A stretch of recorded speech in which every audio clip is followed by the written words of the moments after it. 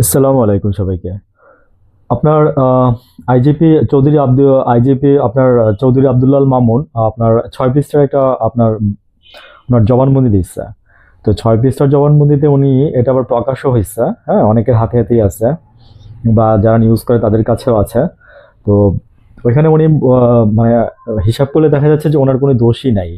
তো আমি ফার্স্টে এই কথাটা কেন বলছি যে আম, আমি সবসময় ট্রাই করি যে আহ, আসলে মূলে কি ছিল বা হয় পিছনে কিছু হইতে পারে কিনা, এই রিজনগুলো। তো ওনার আমার যেটা মনে হয় এবং পারসেপশন থেকে বলি, আমি তো আসলে একা চিন্তা করার মতো কোনো ব্যক্তি না।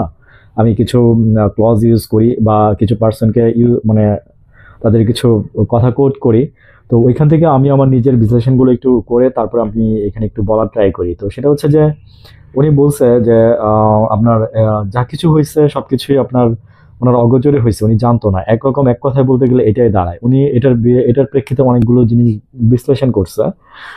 তো সেটা কেমন আমি একটু বলি। সেটা হচ্ছে যে হাসিনা আপনার এই কি যেন বলে, ওনার নির্দেশে তো সবকিছু হতো। আর হচ্ছে যে প্রত্যেকটা জায়গায় আপনার ইয়া ছিল, আপনার একটা করে আয়নাঘর ছিল, র্যাবের হেডকোয়ার্টারে যে আয়নাঘর ছিল উনি এটা বলছে। আই মিন আমরা এতদিন পর্যন্ত যা যা জানছি উনি তাই তাই সত্যি সত্যি বলছে, এবং দেখলাম যে এটাই মানে উম, প্রকাশ হচ্ছে আর কি। তো সবকিছুই যখন একদম মানে এই যে আমরা যা দেখছি বাস্তবের সাথে যদি মিলে যায় না, তখন একটু খটকা লাগে। আর আপনি এমন একটা জায়গায় থেকে কিছু জানতেন না, এটা আসলে আমার বিশ্বাস হয় না।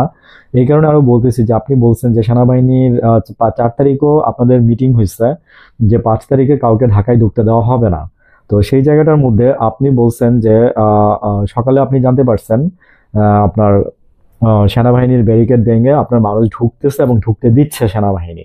তো আপনি 5 তারিখে জানতে পারছেন, ঠিক আছে, এটা আপনি বলছেন। তো এখানে আসলে আপনার কথাগুলো প্রশ্নবোধক হয়ে দাঁড়ায় অনেক জায়গায় যে আপনি কিছু জানতেন না, এইটাই হচ্ছে কথা। আপনি যে কথাগুলো বলছেন এই কথাগুলো ঠিক, এই কথাগুলো এই ব্যাপারগুলো আমাদের সাথে ঘটছে, বাট ঘটা জিনিসগুলি মনে হচ্ছে যেন আপনি লিখা নিয়ে আসছেন।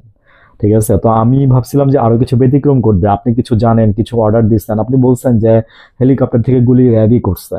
তারপরে হচ্ছে সেনাবাহিনীর আরো অনেক প্রসঙ্গ টেনে টেনে অনেক কিছু বলছেন। আমি বলতে গেলে এখানে একটা থেকে আরেকটা চলে যাব, বড় হবে, তাই আমি 2-4টা সেন্টেন্স দিয়ে বোঝানোর ট্রাই করলাম যে এখানে আমার সারাংশের যেটা ছিল আছে এখন, সেটা হচ্ছে যে আপনি তো কিছুটা জানতেন, কিন্তু আপনি যেভাবে লিখছেন 6 পাতা অনেক বড় করেই লিখছেন, ওইখানে মনে হচ্ছে দেখে যে আপনার কোনো দোষই নাই।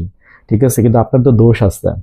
আপনি সেই দোষটা বলেন, আপনার সাজা হয়তো কম হবে, কিন্তু আপনি একেবারে নির্দোষ প্রমাণ করতেছেন নিজেকে, চৌধুরী আব্দুল্লাল মামুন। ঠিক আছে, আপনি রাষ্ট্রপতি হয়েছেন, এবং এখানে আপনি এই যে ইনু ওদেরকে টেনে এনে বলছেন যে রাইফেল দিয়ে গুলি করার জন্য ওরাই বলছে, তাহলে ওরাও জড়াই গেল এটার সাথে, বুঝছেন না?